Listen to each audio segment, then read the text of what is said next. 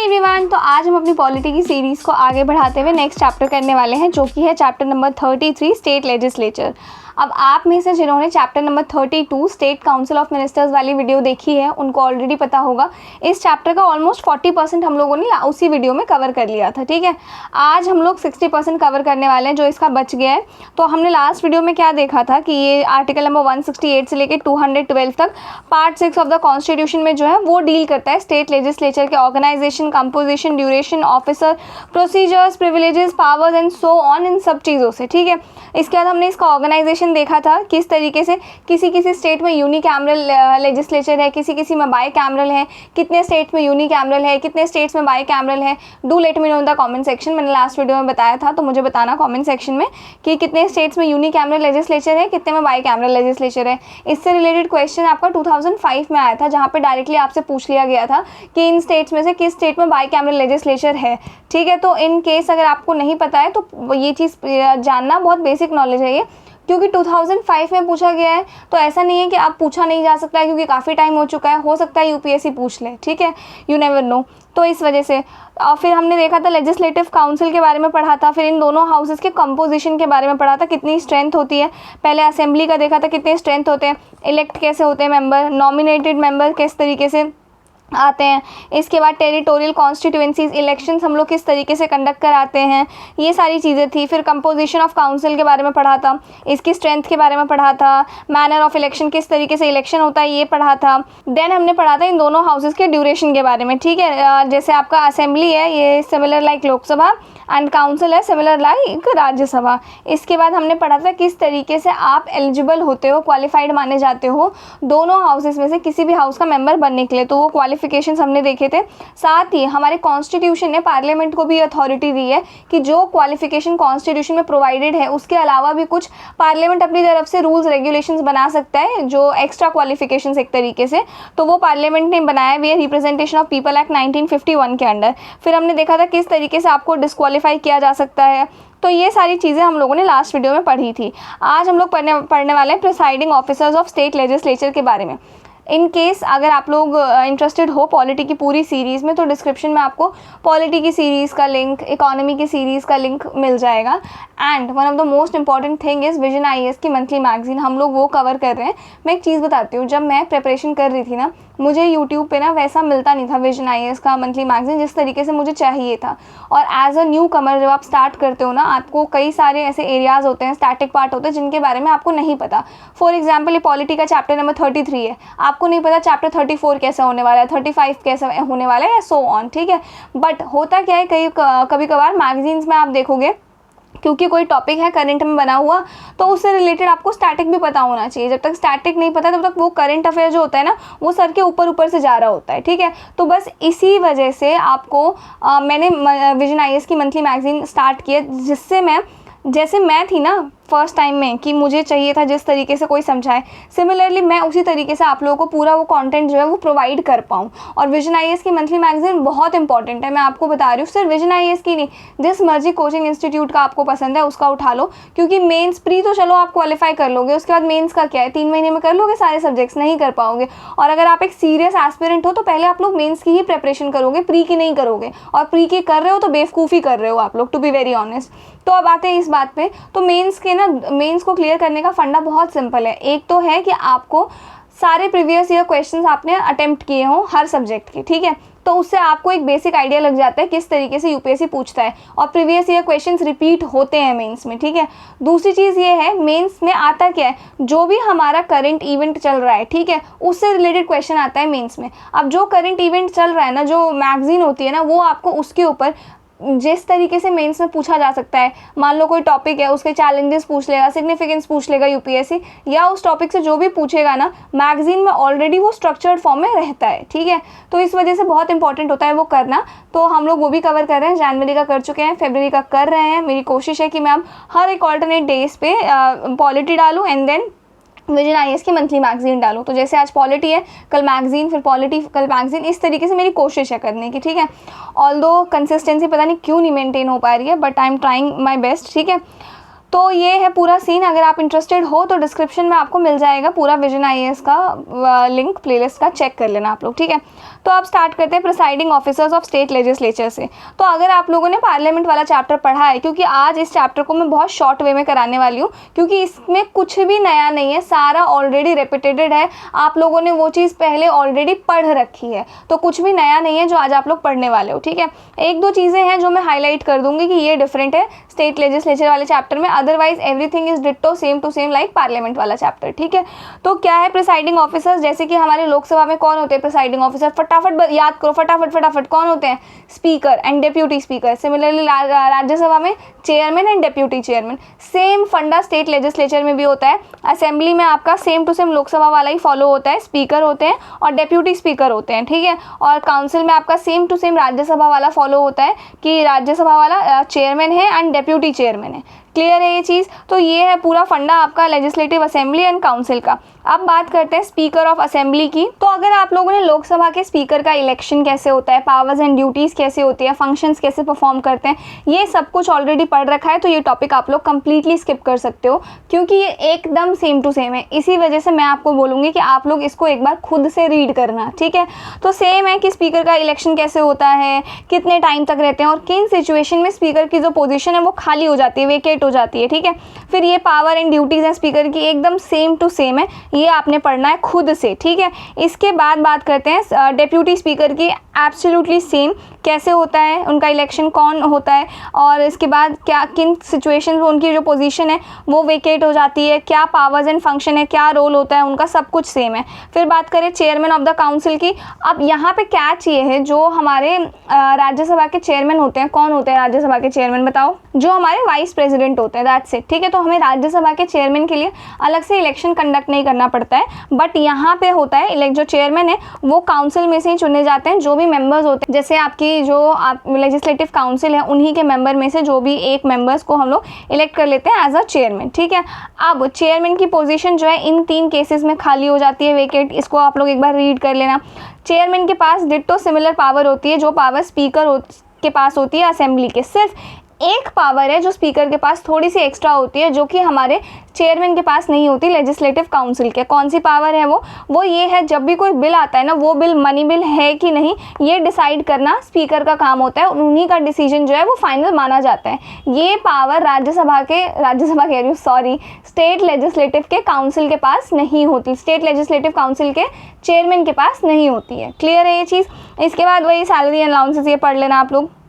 इसके बाद आ जाओ डेप्यूटी चेयरमैन ऑफ काउंसिल, एकदम सेम टू सेम है, जो आपने वहाँ पढ़ा था सेम टू सेम वही है। इसको भी एक बार आप लोग रीड कर लेना। इन कंडीशंस में उनकी जो पोजीशन है वो वेकेट हो जाती है, कब कौन किस तरीके से परफॉर्म करता है अपनी ड्यूटीज़, यहाँ पे लिखा हुआ है, ये आप लोग रीड कर लेना। This is like same to same है एकदम, ठीक है।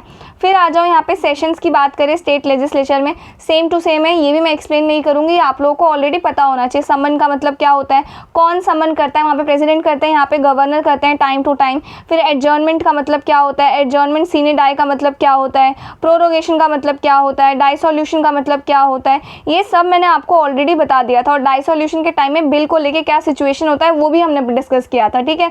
तो ये सब कुछ सेम है। कोरम किसको कहते हैं, वोटिंग इन द हाउस। तो मेजॉरिटी जो डिसीजन है वो सिंपल मेजॉरिटी से लिए जाते हैं, लेकिन कहीं कहीं हमें क्या चाहिए होता है, इफेक्टिव या स्पेशल मेजॉरिटी भी चाहिए होता है। और प्रिसाइडिंग ऑफिसर सिर्फ अपना जो वोट है ना वो तब देते हैं जब टाई हो जाता है। ये सब हमने डिस्कस किया हुआ है। अब बात करते हैं स्टेट लेजिस्लेचर में कौन सी लैंग्वेज बोली जाएगी। तो कॉन्स्टिट्यूशन जो है ना उस स्टेट की जो भी ऑफिशियल लैंग्वेज है उसको अलाउ करता है कि वो स्टेट लेजिस्लेचर उस लैंग्वेज में चल सकती है। साथ ही चाहो तो हिंदी में कंडक्ट कर लो अपने सेशंस, चाहो तो हिंदी में कर लो, जो आपको ठीक लगे। और जो एक मेंबर है ना किसी भी स्टेट लेजिस्लेचर का, वो अपनी मदर टंग में भी बातें कर सकता है, लेकिन इसके लिए उनको प्रिसाइडिंग ऑफिसर यानी कि स्पीकर या चेयरमैन की परमिशन लेनी पड़ेगी पहले, ठीक है। यही है, पहले ये डिसाइड हुआ था कि इंग्लिश जो है 15 ईयर्स तक रहेगा, फिर उसको और बढ़ा दिया गया कुछ स्टेट्स के अलावा, जैसे हिमाचल प्रदेश, मणिपुर, मेघालय, त्रिपुरा, अरुणाचल प्रदेश, गोवा, मिजोरम एक्सेट्रा, ये आप लोग पढ़ लेना। इसके बाद बात करते हैं rights of minister and advocate general. तो ये मैंने आपको उस टाइम भी बताया था, कोई भी मिनिस्टर किसी भी हाउस की मीटिंग में पार्टिसिपेट कर सकता है, लेकिन वोट नहीं कर सकता अनलेस वो उस कमेटी का या उस हाउस का पर्टिकुलरली मेंबर नहीं है, ठीक है। जो हमारे एडवोकेट जनरल है वो किसी भी मीटिंग को अटेंड कर सकते हैं, बोल सकते हैं, पार्टिसिपेट कर सकते हैं, उसकी प्रोसीडिंग में, लेकिन वो वोट नहीं कर सकते हैं, ठीक है, जब तक वो उस कमेटी के मेंबर नहीं हैं। क्लियर है ये चीज़, यही है।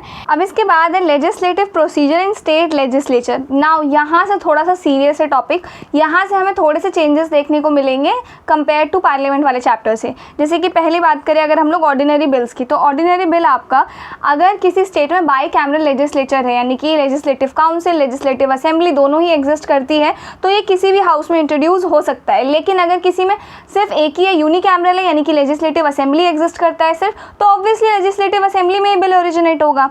नाउ इस बिल को कोई भी इंट्रोड्यूस कर सकता है, मिनिस्टर भी कर सकता है या कोई अदर प्राइवेट मेंबर भी इस बिल को इंट्रोड्यूस कर सकता है अपने हाउस में, ठीक है। इंट्रोड्यूस होने के बाद ये बिल 3 स्टेजेस से होकर गुजरता है, first reading, second reading, third reading. इनको हमने डिटेल में पार्लियामेंट वाले चैप्टर में पढ़ा था क्या होता है इन स्टेजेस में। अब यहाँ से बिल यहाँ से थोड़ा जो केस है ना वो थोड़ा डिफरेंट है। ये देखो, ये बिल है हमारे पास, ठीक है। अब इस बिल में ना स्टार्टिंग में ना हमारे पास 3 क्लॉज थे, clause A, clause B, clause C, ठीक है। अब ये हाउस नंबर ए है लेजिस्लेटिव असेंबली, ये हाउस नंबर बी है लेजिस्लेटिव काउंसिल। तो पहले बात करते हैं, अगर कोई बिल आपका लेजिस्लेटिव असेंबली में अगर इंट्रोड्यूस हुआ है, ठीक है, लेजिस्लेटिव असेंबली में इंट्रोड्यूस हो गया, लेजिस्लेटिव असेंबली में इंट्रोड्यूस होने के बाद इन तीनों स्टेप से होकर गुजर गया और ये बिल पास हो गया। फिर इस बिल को एक्ट अगर बनाना है तो इसको अगर उस स्टेट में बाई कैमरल लेजिस्लेचर है तो ऑब्वियसली इसको हमें दूसरे हाउस में भेजना ही पड़ेगा। अब ये बिल गया हमारे पास दूसरे हाउस में, दूसरे हाउस के पास ना कुछ चीज़ें होती हैं, कुछ कर सकते हैं, जैसे कि कुछ ऑप्शंस हैं। पहला ऑप्शन तो ये है कि जैसे ये आया था 3 क्लॉज के साथ, ये लोग एज इट इज़ पास कर दें, फिर उस बिल को हम लोग गवर्नर के आगे रखेंगे, गवर्नर अपनी एसेंट दे देंगे तो वो बिल एक्ट बन जाएगा। Simple, easy, that's it. इसके बाद दूसरा ऑप्शन ये है कि वो कुछ अमेंडमेंट सजेस्ट कर दे, जैसे कि वो बोल दे कि जो आपने ए, बी और सी क्लॉज ऐड किया है ना, हमें सी पसंद नहीं है, सी की जगह ये डी क्लॉज ऐड कर दो, तो उन्होंने कुछ अमेंडमेंट अपने सजेस्ट कर देंगे, ठीक है। तीसरा केस क्या बनता है, तीसरा केस ये बनता है कि वो चाहे तो रिजेक्ट कर दे बिल को। चौथा केस ये बनता है कि कोई एक्शन ही ना ले और बिल हमारा पेंडिंग पड़ा हुआ है, ठीक है। अब पहला केस तो सिंपल था, इसके अलावा इन तीनों ही केसेस में क्या होता है देखो, तो यूजुअली ना जो स्टेट लेजिस्लेचर है वहाँ पे हम लोगों ने असेंबली को थोड़ी सी ज़्यादा पावर दे रखी है काउंसिल के कंपैरिजन में, ठीक है।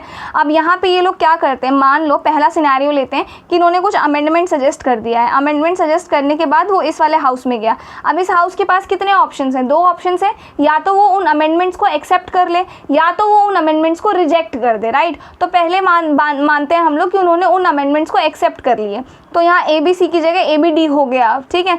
अमेंडमेंट्स एक्सेप्ट कर लिए, इस हाउस से पास हो गया, फिर वो दोबारा इस हाउस में नहीं जाएगा, ठीक है। फिर अब ये डायरेक्टली किसके पास जाएगा, गवर्नर के पास जाएगा, ठीक है। ये तब का सीन है जब अमेंडमेंट्स इनके द्वारा दिए हुए इन लोगों ने एक्सेप्ट कर लिए हैं। अब दूसरा सिचुएशन मानते हैं कि जो अमेंडमेंट इन्होंने दिए हैं इनको मंजूर नहीं है, तो अब इस केस में क्या करेंगे ये लोग, इस केस में ये लोग दोबारा अपना बिल इंट्रोड्यूस करेंगे, दोबारा वो इसी हाउस से पास होगा, ए बी सी तीनों, दोबारा वो इन तीनों स्टेट से होके गुजरेगा और दोबारा इसको पास करने के बाद हम लोग इस हाउस में भेजेंगे। नाउ अब अगर इन्होंने इस बिल को दोबारा पास नहीं किया, दोबारा वही विथहोल्ड करके रख लिया, रिजेक्ट कर दिया या दोबारा से अमेंडमेंट सजेस्ट कर दिए हैं और वापस से इस हाउस के पास भेजा है, तो ये हाउस अब इनको कंसीडर नहीं करेगा और डायरेक्टली इनका जो पास किया हुआ बिल था ना वो गवर्नर के पास चला जाएगा। समझ में आ गया। तो ये बस कन्वेंशन है नाम के लिए एक, ठीक है। इनको पास करना ज़रूरी ही है एक तरीके से देखो तो, मैं दोबारा आपको समझाती हूँ, ठीक है। ये बिल इंट्रोड्यूस हुआ, बिल इंट्रोड्यूस होने के बाद स्टेट लेजिस्लेटिव असेंबली की बात कर रही हूँ, वो लेजिस्लेटिव काउंसिल में गया, लेजिस्लेटिव काउंसिल में गया। लेजिस्लेटिव काउंसिल के पास 4 ऑप्शंस हैं। पहला ऑप्शन है कि वो बिल को एज इट इज़ एक्सेप्ट कर ले। अगर वो बिल को एज इट इज़ एक्सेप्ट कर लेते हैं, पास कर लेते हैं, तो फिर उसको गवर्नर के पास भेजा जाता है। गवर्नर अगर एक्सेप्ट कर लेते हैं, एसेंट दे देते हैं अपनी, तो वो बिल एक्ट बन जाते हैं। दूसरा सिचुएशन ये है कि ये लोग कुछ अपने अमेंडमेंट सजेस्ट कर दें, कुछ चेंजेस सजेस्ट कर दें। वो चेंजेस अगर ये लोग सजेस्ट करते हैं तो वापस ये फर्स्ट वाले हाउस में आएगा बिल। अब इस हाउस के पास 2 ऑप्शन है, या तो जो चेंजेस इन्होंने सजेस्ट किए हैं उनको मान ले और बिल पास कर दे। अगर ऐसा होता है तो बिल पास हो जाता है, फिर दोबारा उसको इस हाउस में नहीं भेजना, अब डायरेक्टली वो गवर्नर के पास जाएगा।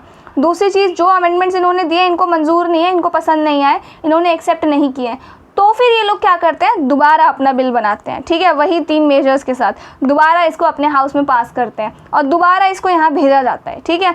अब अगर इसने दोबारा अमेंडमेंट सजेस्ट कर दिए, पास नहीं किया बिल को, वह वापस यहाँ पे आया, तो अब इनके ऊपर है ये छोड़ देंगे, ये कि भाड़ में जाइए, अब हम अपना ही पास कराएंगे। तो इनका जो होता है यही पास होता है, फिर यही गवर्नर के पास जाता है और वो बिल एक्ट बन जाता है, ठीक है। अब बात ये तो हो गई अमेंडमेंट वाली बात। तीसरे और चौथे सिचुएशन हुआ तो अगर उन्होंने रिजेक्ट कर दिया या कोई एक्शन नहीं लिया, बिल पेंडिंग पड़ा हुआ है, तो भी सेम वही चीज़ होती है। ये लोग दोबारा इंट्रोड्यूस करते हैं, दोबारा पास करते हैं, दोबारा भेजते हैं। दोबारा रिजेक्ट कर दिया इन लोगों ने, तब इनको कोई परवाह नहीं है सेकेंड टाइम में, तभी डायरेक्टली गवर्नर के पास चला जाएगा, ठीक है।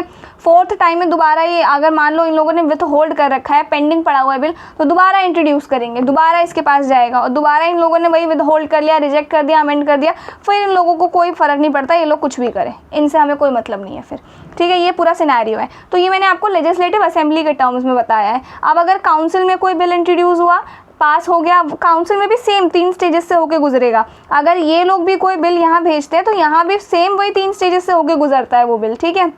नाउ काउंसिल में कोई बिल इंट्रोड्यूस हुआ है, पास हो गया है, अब वो यहाँ पे गया, तो अब इनके पास 4 ऑप्शंस हैं ये वाले। ये वही पास कर सकते हैं ऐसे ही, ये कुछ अमेंडमेंट बता सकते हैं, ये रिजेक्ट कर सकते हैं, और ये हो सकता है एक्शन नाले पेंडिंग पड़ा रहे। अब अगर इन्होंने कुछ अमेंडमेंट्स बताए हैं और इनके पास गया है, तो ये उन अमेंडमेंट्स को कंसिडर कर सकते हैं, नहीं भी कर सकते हैं, और अगर इन्होंने कंसिडर नहीं किया तो वो बिल वहीं पर नल एंड वॉइड हो जाएगा, खत्म हो जाएगा वो बिल, ठीक है। अब यहाँ पे कोई जॉइंट सिटिंग का प्रोविजन नहीं है, जो जॉइंट सिटिंग का प्रोविजन हमें पार्लियामेंट में देखने को मिलता था, ठीक है। तो यहाँ पे कुछ ऐसा सीन नहीं है, कोई भी ऐसा सीन नहीं है। यही हो गया कि काउंसिल विद और विदाउट चेंजेस से पास कर देगा, दोनों हाउसेज से पास हो गया तो गवर्नर के पास जाएगा, काउंसिल रिजेक्ट करेगा या कुछ भी अनएक्सेप्टेबल अमेंडमेंट्स देगा तो असेंबली उस बिल को दोबारा पास करेगा। काउंसिल ने दोबारा वही हरकत की तो फिर उसको हम लोग पास ही मान लेंगे कि काउंसिल से वो अप्रूव हो गया। असेंबली सेकेंड टाइम में उसको इंट्रोड्यूस करके जब भेजती है, सेकेंड टाइम भी वही सब हुआ तो हम पास मान लेते हैं, ठीक है।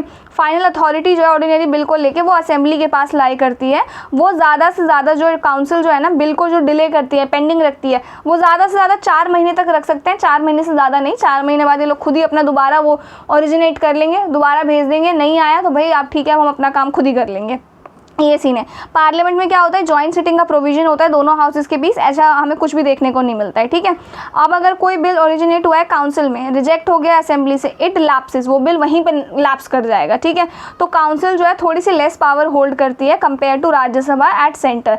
हम लोग जो है लेजिस्लेटिव असेंबली को लोकसभा के कंपैरिजन में पढ़ते हैं, लेजिस्लेटिव काउंसिल को राज्यसभा के कंपैरिजन में पढ़ते हैं। तो यहाँ पे वही लिखा हुआ है, जो काउंसिल है ना उनके पास राज्यसभा के कंपैरिजन में थोड़ी सी कम पावर है, ठीक है। नाउ यहाँ बात करते हैं एसेंट ऑफ गवर्नर को लेके। आई एम सॉरी अगर थोड़ा नॉइज़ आ रहा होगा, तो बाहर बारिश हो रही है इस वजह से इतना थोड़ा शोर हो रहा है। तो देखो एसेंट ऑफ गवर्नर की बात करें तो अगर कोई भी बिल गवर्नर के पास जाता है तो गवर्नर के पास 4 ऑप्शंस हैं। या तो वो उस बिल पे अपने साइन कर दें, एसेंट दे दे, या तो वो उस बिल को अपने पास संभाल के रख ले, विद होल्ड कर ले, या तो वो उस बिल को रिटर्न कर दे रिकन्सिडरेशन के लिए, ठीक है, या तो वो उस बिल को प्रिजर्व करके रख ले कि ये बिल जो है ना ये प्रेसिडेंट की कंसिडरेशन के लिए है, ठीक है। तो ये 4 ऑप्शंस होते हैं किसी भी बिल को, ऑर्डिनरी बिल को लेके गवर्नर के पास। नाउ बिल जो है एक्ट कब बनेगा, जब गवर्नर साइन करेंगे, और अगर गवर्नर किसी बिल को विथ होल्ड कर लेते हैं, अपने पास संभाल के रख लेते हैं, तो वो बिल वहीं पे लैप्स हो जाता है। ये चीज़ ध्यान रखना, ठीक है। और अगर गवर्नर रिटर्न करते हैं बिल को और वो वापस पास हो जाता है, जैसे थर्ड वाला ऑप्शन है कि बिल रिकन्सिडरेशन के लिए भेजा, लेकिन रिकन्सिडरेशन के लिए भेज के भी सेम वही चीज़ आ गई वापस, तो गवर्नर के पास अब यहाँ पे सस्पेंसिव वीटो है। सस्पेंसिव वीटो का मतलब ये है अब गवर्नर उस बिल को इन तीनों में से कुछ नहीं कर सकते, अब उनको अपनी एसेंट देनी ही देनी पड़ेगी। क्लियर है ये चीज़, और इसी चीज़ को सस्पेंसिव वीटो कहा गया है। ये कुछ सेम है जैसे सेंट्रल लेवल पे होता है। इसके बाद बात करें प्रेसिडेंट के एसेंट की, तो अगर गवर्नर ने किसी बिल को प्रिजर्व करके रखा है कि इस पे प्रेसिडेंट के लिए मतलब प्रिजर्व करके रखा है किसी बिल को, तो प्रेसिडेंट भी उस बिल पे एसेंट दे सकते हैं, विथ होल्ड कर सकते हैं या रिटर्न कर सकते हैं रिकन्सिडरेशन के लिए। समझ में आ गया। अब state legislature must reconsider the bill with in 6 months and resend it with और विदाउट अमेंडमेंट। यानी कि जिस बिल को प्रेसिडेंट ने वापस भेजा है रिकन्सिडरेशन के लिए, उस बिल को स्टेट लेजिस्लेचर को 6 महीने के अंदर अंदर देखना पड़ेगा, या तो उसको आप रीसेंड करना पड़ेगा, प्रेसिडेंट के पास होगा इस बार, डायरेक्टली गवर्नर के पास नहीं होगा, ठीक है। या तो कुछ चेंजेस करो या तो विदाउट चेंजेस के दोबारा उस बिल को भेजना पड़ेगा 6 महीने के अंदर, ठीक है। देखो एक चीज़ बताती हूँ, ये जो 4th वाला सिचुएशन है ना कि गवर्नर ने प्रिजर्व करके रखा है प्रेसिडेंट के लिए बिल, अब प्रेसिडेंट ने उस बिल को अगर वापस रिकन्सिडरेशन के लिए भेज दिया है, रिकन्सिडरेशन के लिए के बाद भी बिल वापस से स्टेट लेजिस्लेचर में जाएगा। स्टेट लेजिस्लेचर 6 महीने के अंदर उनको जो करना होगा अमेंडमेंट करेंगे विथ या विदाउट चेंजेस के साथ, वो वापस बिल को भेजेंगे। तो अब ये बिल जो होगा ना गवर्नर के पास नहीं जाएगा, जैसे यूजुअली होता है ना, बिल दोनों हाउसेस से पास होने के बाद गवर्नर के पास जाता है, फिर गवर्नर डिसाइड करते हैं प्रेसिडेंट के लिए रखना है कि नहीं रखना है। अब नहीं जाएगा वो, अब वो डायरेक्टली प्रेसिडेंट के पास ही जाएगा, ठीक है। एक बार किसी बिल को गवर्नर ने प्रिजर्व कर लिया प्रेसिडेंट के लिए, प्रेसिडेंट के पास चला गया, प्रेसिडेंट ने रिकंसिडरेशन के लिए भेजा, रिकंसिडरेशन होके वापस वो हाउस से दोबारा जाएगा तो वो गवर्नर के पास नहीं जाएगा बल्कि प्रेसिडेंट के पास जाएगा। ये आपका प्री का क्वेश्चन है, ठीक है। नाउ कॉन्स्टिट्यूशन में ये चीज़ नहीं लिखी हुई है कि प्रेसिडेंट को एसेंट अपने देने ही पड़ेंगे रिकंसिडरेशन के बाद। यूजुअली प्रेसिडेंट दे देते हैं, बट हमारे कॉन्स्टिट्यूशन में ऐसा कुछ भी नहीं लिखा हुआ है कि रिकंसिडर होकर जो बिल वापस प्रेसिडेंट के पास जा रहा है प्रेसिडेंट को उस पर अपने साइन करने ही पड़ेंगे, ऐसा कुछ लिखा नहीं है, ठीक है। इसके बाद बात करते हैं मनी बिल की। तो मनी बिल के कंपेरिजन में हमें पता है हमने असेंबली को थोड़ी ज़्यादा पावर दे रखी है, उन्हीं के स्पीकर जो है वो ये डिसाइड करते हैं कि ये बिल जो है मनी बिल है या नहीं है, और उन्हीं का जो डिसीजन होता है वो फाइनल माना जाता है। समझ में आ गया।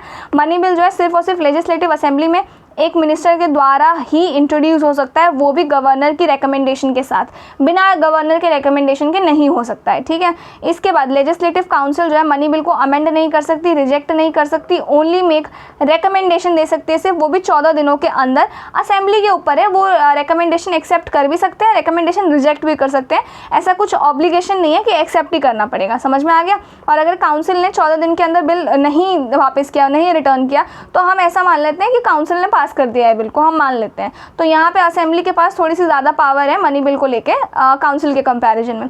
इसके बाद once pass the governor can give assent, governor assent दे सकते हैं, विथ होल्ड कर सकते हैं, रिजर्व कर सकते हैं बिल प्रेसिडेंट के लिए, लेकिन इसको रिटर्न नहीं कर सकते रिकंसिडरेशन के लिए। ये आपका प्री में एक बार पूछा गया, आई थिंक 2014 में या 15 में, मुझे एग्जैक्टली ईयर याद नहीं है, बट ये एग्जैक्ट लाइन पूछी गई है आपकी कि कौन सा ऐसा बिल है या किस सीन में कुछ ऐसा स्टेटमेंट वाइज था जो गवर्नर है वो बिल को रिकंसिडरेशन के लिए रिटर्न नहीं कर सकते हैं। तो कौन से बिल के लिए नहीं कर सकते हैं, वो है मनी बिल। क्लियर है ये चीज़। मनी बिल को रिकंसिडरेशन के लिए रिटर्न नहीं किया जा सकता है, इसको एसेंट दे सकते हैं, विथ होल्ड कर सकते हैं या रिजर्व कर सकते हैं अपने प्रेसिडेंट को देने के लिए, ठीक है। उसके बाद प्रेसिडेंट भी विथ होल्ड कर सकते हैं एसेंट, पर प्रेसिडेंट भी मनी बिल को रिकंसिडरेशन के लिए रिटर्न नहीं कर सकते हैं, ये चीज़ ध्यान रखना। जैसे ऑर्डिनरी बिल को प्रेसिडेंट रिकंसिडरेशन के लिए रिटर्न करते थे ना, मनी बिल को नहीं कर सकते हैं, ठीक है। इसके बाद बात करते हैं अब लेजिस्लेटिव काउंसिल जो है इसकी क्या पोजीशन है, भाई क्या है इसकी पोजीशन, देखते हैं। तो कॉन्स्टिट्यूशन में क्या मेंशन है लेजिस्लेटिव काउंसिल को लेके, वो पढ़ेंगे 2 हेडिंग्स में। पहला हेडिंग है spheres where council is equal to assembly, यानी कि कौन से ऐसे एरियाज हैं जहाँ पे काउंसिल को असेंबली के जैसे ही पावर दी हुई है, फंक्शन दी हुई है, इक्वल है एकदम, और कुछ ऐसे एरियाज है जहाँ पे काउंसिल जो है अनइक्वल है असेंबली के कंपैरिजन में। तो इन दोनों ही हेडिंग्स को देखते हैं। पहले बात करते हैं इक्वल विथ असेंबली, यानी कि कौन से ऐसे एरियाज है जहाँ पे लेजिस्लेटिव काउंसिल को लेजिस्लेटिव असेंबली जितनी पावर्स, फंक्शन सब कुछ मिल रखी है, एकदम डिट्टो सेम, ठीक है। तो पहले तो वही introduction and passage of ordinary bills. Ordinary bills आपके असेंबली और काउंसिल दोनों ही जगह इंट्रोड्यूस हो सकते हैं, लेकिन हमें पता है कि डिसएग्रीमेंट के केस में हमने असेंबली को थोड़ा सा ज़्यादा ही इंपॉर्टेंस दे दिया है, पर अदरवाइज जो बिल को लेकर इंट्रोडक्शन वगैरह को लेकर है वो ऑर्डिनरी बिल दोनों ही हाउसेज में इंट्रोड्यूस हो सकता है। तो इस एस्पेक्ट में लेजिस्लेटिव असेंबली और लेजिस्लेटिव काउंसिल दोनों के पास ही इक्वल पावर्स हैं। इसके बाद approval of ordinance issued by governor, अगर गवर्नर कोई ऑर्डिनेंस इशू करते हैं तो उसके अप्रूवल को लेकर दोनों ही हाउसेज के पास इक्वल पावर्स है। फिर selection of ministers including the chief minister under the Constitution, the ministers including the chief minister can be members of either house of state legislature, however irrespective of their membership they are responsible only to the assembly। क्या कह रहा है ये, जो chief minister है वो भी किसी भी हाउस से हो सकते हैं, असेंबली से भी और काउंसिल से भी, लेकिन चीफ मिनिस्टर जो है वो सिर्फ और सिर्फ रिस्पॉन्सिबल है किसको, असेंबली को। ये चीज़ ध्यान रखना, ठीक है। इसके बाद consideration for of the reports of constitutional bodies like state finance commission, state public service commission, comptroller, auditor general of India. अब ये 3 बॉडीज़ अगर कोई भी रिपोर्ट पब्लिश करती हैं तो उस रिपोर्ट को देखना, सब कुछ मतलब रिपोर्ट को एक तरीके से जज करना, वो दोनों ही हाउसेज के पास इक्वल पावर्स है उस रिपोर्ट को एग्जामिन करने के लिए, ठीक है। फिर है enlargement of the jurisdiction of the state public service commission, यानी कि स्टेट पब्लिक सर्विस कमीशन को लेकर जो भी डिसीजंस हैं वो दोनों ही हाउसेज जो है वो मिलके लेते हैं, दोनों ही हाउसेज को इक्वल पावर्स दी हुई हैं उस केस में।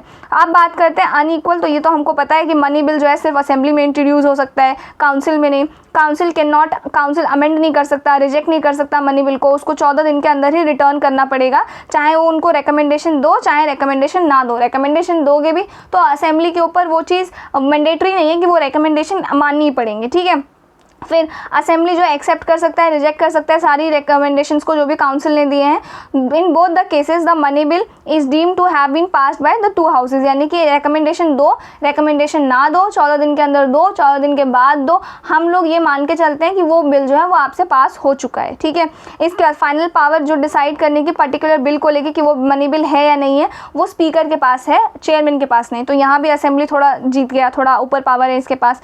इसके बाद final power of passing an ordinary bill also lies with the assembly, यानी कि मैंने आपको बताया था कि अगर कोई ऑर्डिनरी बिल है, वो असेंबली में पास हुआ है, काउंसिल से रिजेक्ट हो गया, असेंबली दोबारा उसको पास करते हैं, दोबारा काउंसिल के पास भेजती है, काउंसिल दोबारा रिजेक्ट करे ना करे, जो करना है करे, असेंबली उसको पास ही मान के चलती है। समझ में आ गया? Now council can only discuss budget but can not vote on demand for grants, यानी कि काउंसिल में बजट को लेकर डिस्कशन हो सकता है, लेकिन डिमांड फॉर ग्रांट्स पे आप लोग वोट नहीं कर सकते हो काउंसिल में।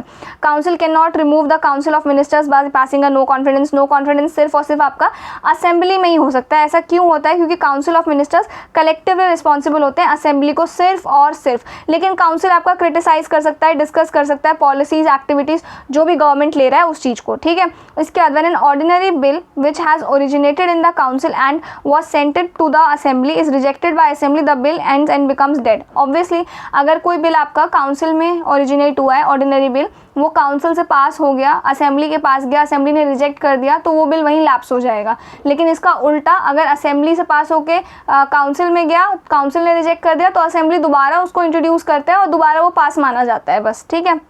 तो यहाँ भी काउंसिल के पास थोड़ी कम पावर्स हैं। Council does not participate in the election of president of India, representatives of state in the Rajya Sabha, तो इनके इलेक्शन में काउंसिल जो है पार्टिसिपेट नहीं करते हैं। Now council has no effective say in the ratification of constitutional amendment bill. Constitutional amendment bill को लेके भी काउंसिल के पास ज़्यादा कोई पावर नहीं है, यहाँ भी असेंबली के पास ही सारी पावर्स हैं। इसके बाद हमें पता है कि काउंसिल जो है वो सिर्फ और सिर्फ असेंबली की विल पे एग्जिस्ट करता है। असेंबली कभी भी काउंसिल को अबॉलिश कर सकते हैं, ये हमने लास्ट वीडियो में डिस्कस किया था, ठीक है। सिमिलरली पार्लियामेंट जो है उसकी रिकमेंडेशन पे, असेंबली की रिकमेंडेशन पे काउंसिल को कभी भी हटा सकती है।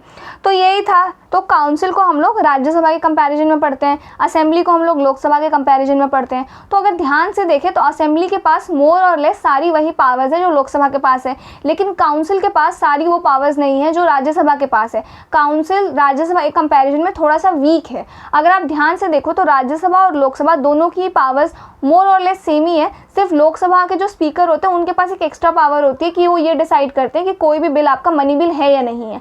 राज्यसभा के केस में ऐसा नहीं होता है, लेकिन इसके अलावा सारी powers, everything is ditto same Lok Sabha and Rajya Sabha के केस में। लेकिन यहाँ काउंसिल और असेंबली के केस में अगर देखा जाए तो असेंबली जो है थोड़ा डोमिनेंट है, असेंबली को थोड़ी हमने ज़्यादा पावर्स दे रखी है। असेंबली की विल यानी कि असेंबली की इच्छा पर डिपेंड करता है कि उस स्टेट में काउंसिल होगी कि नहीं होगी, काउंसिल क्रिएट करना है, अबॉलिश करना है, जो भी करना है वो सारा असेंबली पर डिपेंड करता है, ठीक है। तो असेंबली थोड़ा सा डोमिनेंट है यहाँ पे हमें देखने को मिला। साथ ही अब जो काउंसिल है और जो राज्यसभा है दोनों ही सेकंड चेंबर्स हैं, लेकिन इसके बावजूद हमारे कॉन्स्टिट्यूशन ने राज्यसभा को थोड़ी ज़्यादा पावर्स दे रखी है काउंसिल के कंपैरिजन में। ऐसा क्यों? तो ये वो 3 रीजंस हैं जो ये एक्सप्लेन करते हैं, जिसमें पहला है आपका फेडरल रोल। तो आपके राज्यसभा में ना स्टेट्स के रिप्रेजेंटेटिव्स होते हैं, इसलिए ये हमारे कंट्री के फेडरल स्ट्रक्चर को रिफ्लेक्ट करता है। फेडरल का मतलब आपको पता ही है, सेंटर और स्टेट के बीच का बैलेंस बनाना, ठीक है। और राज्यसभा का काम है कि स्टेट्स के इंटरेस्ट को प्रोटेक्ट करे, अगर कभी सेंटर बिना वजह के इंटरफेयर करती है तो उस चीज़ को रोके, और इसी वजह से राज्यसभा को थोड़ा सा हमने पावरफुल बना रखा है। लेकिन जो काउंसिल है ना उसमें ये फेडरल इंपॉर्टेंस का इशू नहीं होता है, क्योंकि वो सिर्फ एक स्टेट के अंदर ही काम करती है, सेंटर और स्टेट के बीच का बैलेंस बनाने का काम नहीं है काउंसिल का, ठीक है। तो फेडरल रोल जो है वो राज्यसभा निभाता है, इस वजह से हमारे कॉन्स्टिट्यूशन ने राज्यसभा को थोड़ी सी ज़्यादा पावर दे रखी है। फिर बात करें कंपोजिशन की, तो काउंसिल का जो नेचर होता है ना, स्ट्रक्चर जो होता है ना, वो थोड़ा हेट्रोजीनियस होता है। हेट्रोजीनियस का मतलब है थोड़ा सा आपका मिला जुला होता है, यानी इसमें अलग अलग ग्रुप्स के लोग होते हैं। कुछ मेंबर्स अलग अलग तरीके से इलेक्ट होते हैं, जैसे कि टीचर्स, ग्रेजुएट्स, MLAs ये सब, और कुछ मेंबर्स नॉमिनेटेड होते हैं। तो इस तरीके से ना इसका थोड़ा मिक्स्ड स्ट्रक्चर होता है, और जो उसकी पोजीशन को कमज़ोर बना देता है, और वो एक स्ट्रॉन्ग रिवाइजिंग बॉडी यानी कि ठीक से लॉ बना सके, ठीक से काम कर सके, उसके रूप में ना उतना इफेक्टिव नहीं माना जाता है वो, ठीक है। लेकिन राज्यसभा के स्ट्रक्चर की बात करें तो राज्यसभा में हम लोग होमोजीनियस स्ट्रक्चर जो है ये देखने को मिलता है हमें। यहाँ सिर्फ स्टेट के रिप्रेजेंटेटिव्स को इंक्लूड करते हैं, मेजॉरिटी मेंबर्स इलेक्टेड होते हैं, और इस वजह से राज्यसभा आपका ज़्यादा स्ट्रॉन्ग और कंसिस्टेंट बॉडी जो है माना जाता है कंपेयर टू काउंसिल। इसके बाद डेमोक्रेटिक प्रिंसिपल की अगर बात करें तो जो असेंबली है हमारा, असेंबली को डेमोक्रेसी के प्रिंसिपल के अकॉर्डिंग बनाया गया है, मतलब वो लोगों के द्वारा इलेक्ट होते हैं, वहाँ के लोगों ने उनको बनाया है, राइट। तो इसी वजह से काउंसिल को ना असेंबली के साथ सबऑर्डिनेट रहना पड़ता है, यानी कि थोड़ा झुक के रहना पड़ता है काउंसिल को असेंबली के सामने। समझ में आ गया। असेंबली को हम लोग पॉपुलर हाउस भी कहते हैं, क्योंकि असेंबली के जो मेंबर्स हैं ना वो डायरेक्टली इलेक्ट होके आए हैं, ठीक है। और ये चीज़ हम लोगों ने ब्रिटिश मॉडल से ही उठाया है। ब्रिटिश मॉडल में क्या होता है, ब्रिटेन में क्या होता है, वहाँ का जो अपर हाउस है, House of Lords, lower house, House of Commons को अपोज नहीं करता है, बस वो बिल को थोड़ा डिले कर सकता है। जैसे ऑर्डिनरी बिल को मैक्सिमम 1 साल तक, मनी बिल को सिर्फ 1 महीने तक। तो यही सारे रीजंस हैं जिस वजह से आपका जो काउंसिल है वो असेंबली के कंपैरिजन में थोड़ा सा वीक है, ठीक है। तो लिमिटेड पावर है इसके पास, इस वजह से जो सेकेंड चेंबर है इसको कॉस्टली ऑर्नामेंटल लग्जरी कहा गया है क्रिटिक्स के द्वारा। समझ में आ गया। इसके बाद ये कुछ 2 मेरिट्स भी हैं काउंसिल के पास, जैसे कि काउंसिल का काम होता है असेंबली के काम को ध्यान से चेक करे। कभी कभी असेंबली में जल्दीबाजी में या ध्यान से ना सोचकर कई ज़्यादा क्या कहते हैं हैस्टली जो है डिसीजंस लिए जाते हैं, यानी कि डिफेक्टिव लॉ जो है वो पास हो जाते हैं। तो काउंसिल उन बिल्स को दोबारा रिव्यू करता है ताकि गलतियों को सुधार सके और बेटर डिसीजन मेकिंग हो, ठीक है। तो ये है। इसके बाद it allows representation of experts and professionals through nomination. तो काउंसिल उन लोगों को भी रिप्रेजेंट करने का मौका देती है जो डायरेक्टली इलेक्शन नहीं लड़ सकते, जैसे कि साइंटिस्ट, टीचर, आर्टिस्ट हो गए, इंटेलेक्चुअल एक्सपर्ट्स हो गए। तो इन लोगों का नॉलेज और एक्सपीरियंस जो है वो इंपॉर्टेंट होता है, लेकिन ये लोग पॉलिटिक्स में एक्टिव नहीं होते हैं, इलेक्शन नहीं लड़ सकते हैं। इस वजह से जो गवर्नर है आपके 1/6 मेंबर्स को नॉमिनेट करते हैं, ताकि ऐसे जो लोग हैं, ऐसे प्रोफेशनल्स जो हैं वो लॉ मेकिंग प्रोसेस का हिस्सा बन सके और हमारे काम आ सके, ठीक है। इसके बाद आ जाओ, आपकी बुक में एक और टॉपिक होगा, मतलब मेरी तरफ से चैप्टर हो गया। इसके बाद बुक में आप लोग एक और टॉपिक देखोगे जो कि है privileges of state legislature. Nothing much important, easy to understand, एक बार उसको रीड कर लेना। और इसके साथ साथ एक टेबल भी होगा जो आपके पार्लियामेंट और स्टेट लेजिस्लेचर के पावर्स को कंपेयर करेगा ऑर्डिनरी बिल और मनी बिल को लेके, तो वो एक बार आप लोग बस रीड कर लेना, ठीक है। ईजी टू अंडरस्टैंड है, कुछ ऐसा कुछ डिफिकल्ट नहीं है। अब बात करते हैं प्रीवियस ईयर क्वेश्चन की, बट इनको करने से पहले ना आज हम सबसे पहले करते हैं प्रैक्टिस क्वेश्चन को सॉल्व, ठीक है। तो क्वेश्चन नंबर 1 क्या कह रहा है, With reference to the composition of State Legislative Council, consider the following statement. The members of Legislative Council are directly elected by the people of the state. Now tell me the answer. क्या Legislative Council में हम लोग directly election से जो लोग आते हैं वहाँ पे वो आते हैं? नहीं, गलत है, इनडायरेक्ट इलेक्शन से आते हैं। Then strength of Legislative Council cannot be more than half of the strength of Legislative Assembly of that state.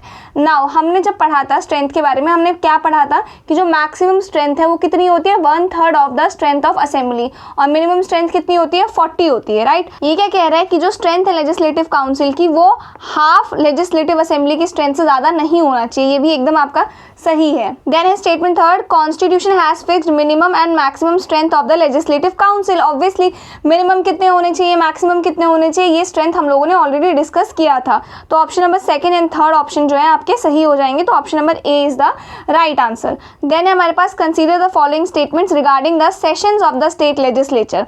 Maximum gap between 2 sessions of a state legislature can not be more than 6 months. ये एकदम ठीक है, यानी कि 1 साल में minimum आपके 2 sessions तो होने ही चाहिए। Then state legislature has the power to decide its own rules of procedure subject to the provision of the constitution. ये भी सही है कि स्टेट लेजिस्लेचर खुद के प्रोसीजर, खुद के रूल्स वगैरह बना सकता है, ठीक है। तो option number A and B जो है दोनों ही सही है। नेक्स्ट है हमारे पास which of the following are correct regarding the quorum in the state. अब कोरम आपको क्या पता है, कोरम कितना होना चाहिए, तो 1/10 of the total membership of the house constitutes the quorum. Obviously quorum का मतलब है 1/10 ऑफ टोटल मेंबरशिप इंक्लूडिंग आपके प्रिसाइडिंग ऑफिसर्स भी, that is your quorum. If at any time during a meeting there is no quorum, the house must be adjourned or the meeting suspended. ये भी सही है। आपको मीटिंग स्टार्ट करने के लिए मिनिमम 1/10 कोरम, यानी कि इतने मेंबर्स तो मिनिमम चाहिए ही चाहिए। अगर किसी भी पॉइंट पे कोरम से कम है मेंबर्स तो उस मीटिंग को वहीं पे एडजर्न या फिर सस्पेंड कर दिया जाता है। तो ये दोनों ऑप्शन सही है। Speaker has the discretion to waive the quorum requirement, ऐसा कुछ नहीं होता स्पीकर के पास चॉइस। तो 1 and 2 is the only options which are correct. Next, with reference to state legislature, which of the following statements are correct? The government can summon a joint sitting of both the houses of state legislature. अब मुझे एक बात बताओ, हमने अभी तक joint sitting को लेके कोई भी प्रोविजन पढ़ा है स्टेट लेजिस्लेचर के टर्म्स में? नहीं पढ़ा है। तो स्टेट लेजिस्लेचर के टर्म में कोई भी जॉइंट सिटिंग का प्रोविजन एग्जिस्ट करता ही नहीं है, तो ये तो गलत है। In case of disagreement between the two houses the will of the legislative council prevails. Absolutely not, ऐसा कुछ भी नहीं होता, बल्कि असेंबली की जो विल है वो प्रिवेल कर जाती है, तो ये तो गलत हो जाएगा। तो नन इसका आंसर हो जाएगा डी। देन है हमारे पास, consider the following statement about legislative assembly. The duration of legislative assembly can be extended during a national emergency by a law of parliament for a period of 1 year at a time. तो ये एकदम सही है, national emergency के time में parliament assembly के term period को 1 साल तक बढ़ा सकता है, लेकिन एक बार में 1 ही साल बढ़ सकता है। अगर उससे ज़्यादा बढ़ाना है तो हमें फिर बार बार उसको एक्सटेंड कराना पड़ेगा, लेकिन एक बार में वो 1 साल के लिए ही एक्सटेंड होगा। Maximum duration of legislative assembly can be extended indefinitely during the operation of national emergency. नहीं, इनडेफिनाइटली नहीं हो सकता, मैक्सिमम 6 महीने तक ही हो सकता है आफ्टर द इमरजेंसी। जैसे इमरजेंसी खत्म, 6 महीने के अंदर दोबारा इलेक्शन कंडक्ट करो, नई असेंबली कॉन्स्टिट्यूट करो, ठीक है। तो इसका आंसर क्या हो जाएगा? ये सही था आपका, ये गलत है, तो option A is the only option which is correct. Now legislative council in a state can be created और अबॉलिश्ड बाय। अब किसी भी स्टेट में लेजिस्लेटिव काउंसिल को क्रिएट किया जा सकता है, अबॉलिश किया जा सकता है उस स्टेट की असेंबली अगर पार्लियामेंट को रिक्वेस्ट करे तो, ठीक है। तो state legislature alone by special majority resolution नहीं, parliament alone by simple majority नहीं, parliament on the recommendation of state legislature, ये एकदम ठीक है। पार्लियामेंट को जब रिकमेंडेशन मिलता है असेंबली से, तब जाके पार्लियामेंट जो है उस स्टेट में आपका काउंसिल को क्रिएट कर सकता है और अबॉलिश कर सकता है, ठीक है। Next, which of the following statements are correct regarding the speaker of the state legislative assembly. अब स्पीकर को लेके क्या सही है? Speaker can be removed from the office by resolution of the assembly passed by majority of all the then members of assembly, एकदम सही है। The speaker does not vacate his office when the legislative assembly is dissolved. अब ये वाला जो statement है ये एकदम ठीक है, जब तक आपकी नई लेजिस्लेटिव असेंबली बनी, ठीक है, अब उसकी कल फर्स्ट मीटिंग है, तो आज तक स्पीकर रहते हैं पुरानी लेजिस्लेटिव असेंबली के, ठीक है। भले ही असेंबली डिसॉल्व हो गई है, पर स्पीकर की पोजीशन जो है वो खाली नहीं होती है जब तक नए इलेक्शंस, मतलब नई जो असेंबली है वो ना बैठे, ठीक है। तो आपका इसमें जो है दोनों ही ऑप्शन जो है वो करेक्ट है, तो C is the right answer. Then अब ये कुछ प्रोविजंस है मनी बिल, बजट और वोट ऑन अकाउंट को लेके, ये एप्लीकेबिलिटी है इन स्टेट लेजिस्लेचर इस चीज़ को लेके। तो money bill can be introduce only legislative assembly, एकदम ठीक है। बजट जो है presented by finance minister of the state, ये एकदम ठीक है। Vote on account allowed under article 116, तो ये 116 के अंदर नहीं होता, 206 के अंदर अलाउड रहता है, ठीक है। तो हमारा 1 और 2 जो है ये दोनों सही है। इसी वजह से आपको आर्टिकल्स भी याद करने चाहिए जो बुक के एंड में होते हैं, समझे। फिर क्वेश्चन नंबर 9 है, which among the following statements are correct about the privileges of the state legislature. अब स्टेट लेजिस्लेचर के पास कौन से प्रिविलेजेस होती हैं? They are identical to the privileges of parliament of India. Obviously जो भी पार्लियामेंट के पास प्रिविलेजेस हैं, सेम प्रिविलेजेस हमारे पास स्टेट लेजिस्लेचर की भी है। फिर they are codified in the constitution under article 194, ये भी एकदम सही है, 194 के अंदर मेंशन्ड है। तो 1 और 2 दोनों ही करेक्ट हैं। इसके बाद 10th है हमारे पास, in which of the following cases the governor is bound by the advice of council of minister with regard to functioning of the state legislature, ठीक है। अब गवर्नर को इनमें से कौन सी बातें हैं जो सुननी पड़ती है? पहला है प्रोरोगिंग द हाउस, सबसे पहले तो। दूसरा है डिसॉल्विंग द लेजिस्लेटिव असेंबली। तीसरा है हमारे पास submitting the sessions of legislature, और चौथा है D all of the above. तो ऑल ऑफ द अबव होगा। गवर्नर को काउंसिल ऑफ मिनिस्टर की बात जब भी वो गवर्नर की ड्यूटी निभा रहे हैं तब सुननी ही पड़ती है। तो ये सारे ही जो डिसीजंस है ना, गवर्नर भले ही लेते हैं, लेकिन जो मास्टरमाइंड है वो ये लोग होते हैं, ठीक है। तो D is the right answer. Next, which of the following statements is correct regarding the election of the speaker of the state legislative assembly. Now speaker के इलेक्शन को लेके कौन सा स्टेटमेंट इसमें से सही है? He is appointed by the governor. तो जो स्पीकर है वो गवर्नर ही है जो स्पीकर को अपॉइंट करते हैं, पहला ये है। He is elected by the members of legislative assembly. He is nominated by the president. He is nominated by the chief minister. तो ये तीनों ही स्टेटमेंट आपके गलत है, सिर्फ ऑप्शन नंबर बी है जो सही है। लेजिस्लेटिव असेंबली में से ही मेंबर जो है चुने जाते हैं स्पीकर के लिए। Now question number 12, the maximum strength of state legislative assembly as per constitution is, आप लोग बताना कितना होगा, ठीक है, ये वाला। Then 13th question, the power to decide on the question of disqualification of a member of the state legislature under the 10th schedule rests with, कौन डिसाइड करता है कि ये जो चीज़ है डिस्क्वालिफिकेशन होगा 10th शेड्यूल के अंदर, तो वो हमारे स्पीकर या चेयरमैन डिसाइड करते हैं उस हाउस के। तो option number C is the right answer. Then है हमारे पास, in the case of a deadlock between the two houses of state legislature on an ordinary bill the following happen. अगर deadlock आ जाता है ऑर्डिनरी बिल को लेके, a joint sitting is summoned by the governor, तो joint sitting का कोई provision होता ही नहीं है स्टेट्स में।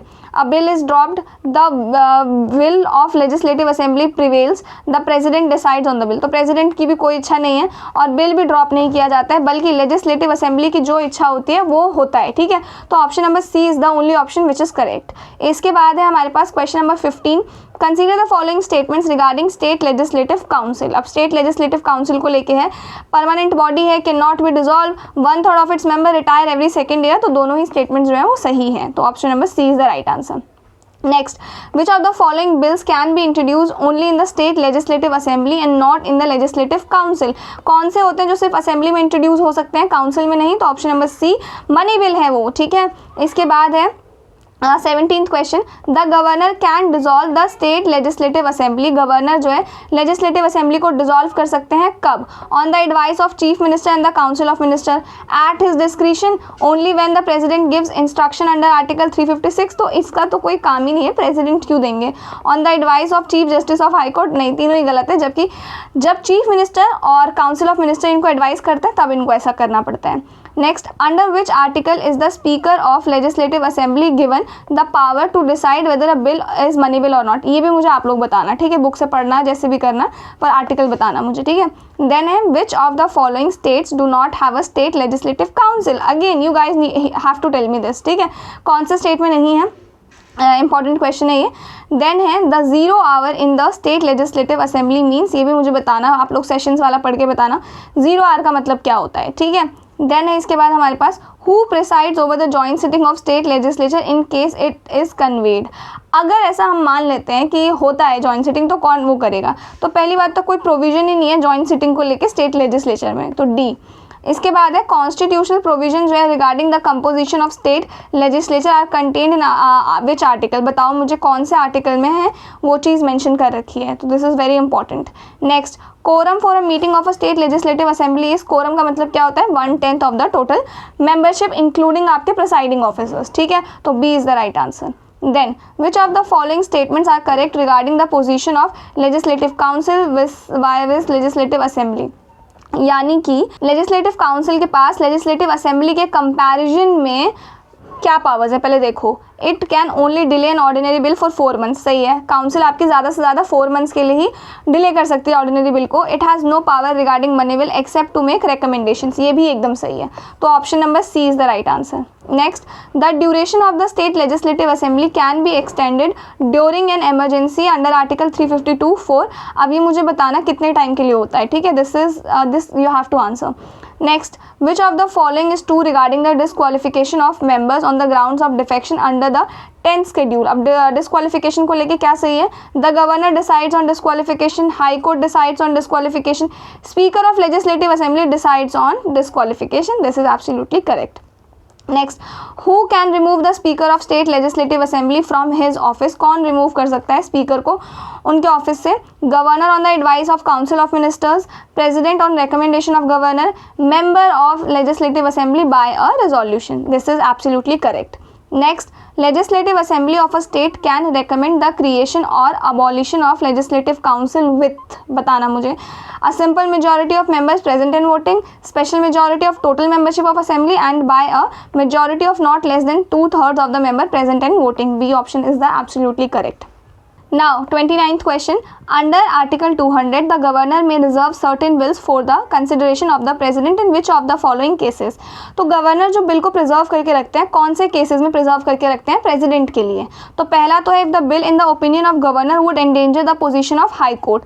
अगर किसी बिल को लेके गवर्नर को ऐसा लगता है कि वो हाई कोर्ट की पोजीशन को एंडेंजर कर सकता है, तो absolutely correct. If it is against the directive principle of state policies, तो नहीं, ऐसा नहीं है, डीपीएसपी के अगेंस्ट होता है तब नहीं नहीं संभाल के रखते, if it is of such nature that it would derogate the power of union, ये भी एकदम सही है। तो यूनियन की पावर्स को लेके है और हाई कोर्ट की पावर्स को लेके है, तो गवर्नर उसको संभाल के रख सकते हैं।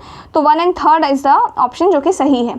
देन है हमारे पास last question, consider the following statement, state legislative assembly has the power to frame its own rules of procedure, एकदम सही है। Legislative council does not have this power and must follow the assembly's rule, तो ये जो है ये एकदम गलत है। लेजिस्लेटिव काउंसिल के पास भी ये अधिकार है कि वो अपने पावर्स को लेके कुछ रेगुलेशंस रूल्स बना सकते हैं, तो ये गलत हो जाएगा। Only option number 1 is the only options which are correct, ठीक है। नाउ अब आते हैं प्रीवियस ईयर क्वेश्चंस पे। अब ये जो क्वेश्चंस हैं प्रीवियस ईयर क्वेश्चन 4 ही क्वेश्चंस हैं, ठीक है। तो ये है आपका question number 1, consider the following statement, speaker of legislative assembly shall vacate his her office if he she ceases to be a member of the assembly, when the legislative assembly is dissolve the speaker shall vacate his her immediately, position आएगा यहाँ पे। तो ये question आपका 2018 का question है। अब ये जो 4 क्वेश्चन है ना प्रीवियस ईयर के, इनके आंसर्स आप लोगों को करने हैं कमेंट सेक्शन में, ठीक है। तो फर्स्ट क्वेश्चन पढ़ दिया मैंने। सेकंड है, consider the following statement, the legislative council of a state in India can be larger in size than half of the legislative assembly of that particular state, governor of a state nominates the chairman of legislative council of that particular state, बताना कौन से सही है। Now, third question is, with reference to legislative assembly of a state in India, consider the following statements. The governor makes a customary address to members of the house at the commencement of the first session of the year. When a state legislature does not have a rule on a particular matter, it follows the Lok Sabha rule on that matter. बताना कितने सही हैं। इसके बाद है, consider the following statement. According to the Constitution of India, a person who is eligible to vote can be made a minister in the state for 6 months even if she is not a member of the legislature of that state. According to the Representation of People Act 1951, a person convicted of a criminal offence and sentenced to imprisonment for 5 years is permanently disqualified from contesting an election even after his release from prison, ठीक है। तो इनमें से कौन से statement सही होंगे मुझे बताना, ठीक है। And thank you for all these lovely comments. अगर कोई डाउट है then do let me know, कोई क्वेश्चन समझ नहीं आया है तो मुझे बताना कमेंट सेक्शन में। ये जो मैंने आपसे पूछे हैं अभी प्रीवियस ईयर क्वेश्चन, इन चारों के आंसर्स करना कमेंट सेक्शन में। और अगर ये PDF चाहिए आपको, ये PDF आपको टेलीग्राम चैनल पर मिल जाएगी पॉलिटी का। अब जो नेक्स्ट है हमारे पास वो है हाई कोर्ट वाला चैप्टर, और कोशिश करेंगे उसको जल्दी से जल्दी कवर करने का।